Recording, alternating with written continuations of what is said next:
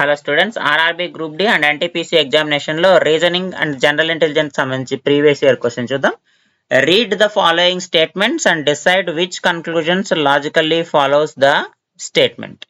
So మనకు ఒక statement ఇస్తాడు, రెండు కన్క్లూజన్స్ ఇస్తాడు. ఆ స్టేట్మెంట్ కి ఈ కన్క్లూజన్స్ కి ఉన్నటువంటి relation, whether the conclusions follow the statement or not అనేది మనం ఫైండ్ అవుట్ చేయాలి. ఇక్కడ చూడండి statement, I have more work to finish today said Prem to his colleagues. Prem అనే వ్యక్తి వాళ్ళ కొలీగ్స్ కి చెప్తున్నాడు, I have more work to finish today.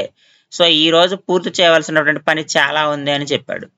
దానికి వచ్చినటువంటి కన్క్లూజన్ చూడండి, Prem is lazy, Prem has to finish work by today.